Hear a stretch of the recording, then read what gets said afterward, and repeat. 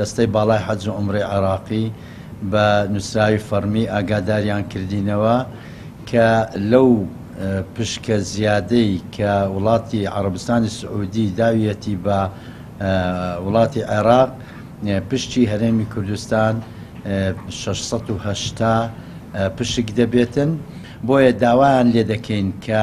هەر لە ئێستاوە تاکو بەیانی کاتژمێر 12 نیوەڕۆ واتە تاکو 14 مانگ تا 12 نیوەڕۆ هەر کەسێک ئارەزوومەندە کە بێتن بەشدار بێت لە ئەنجامدانی فەریزەی حەج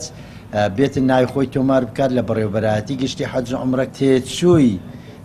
حەجەکەش 6 وەرەقێ واتە $6,000. بۆیە ئێمە ئەو پشکە ناچار بووین کە وەگیەدەک ئەوانی لە ڕانە چێشندەی هەژدە ئەوەندە یەک ئەوانەی لە هەژدە و لەوانە ئێستا کاتی زۆری دەوێت چونکە دەبێ قائیمەکە لیستەکە دەربێنی جاری وایە بۆ تەلەفۆن لە بۆ 20 کەس دەکەیت 2 کەس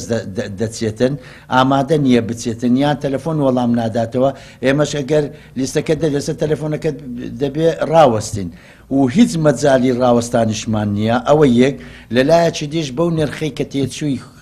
ئەوانی تر کە 36 وەرەقەونیوە ئێستا ناتوانین باڵەخانە دابین بکەین بەو نرخە مستەحیلە ئێستا بتوانین چونکە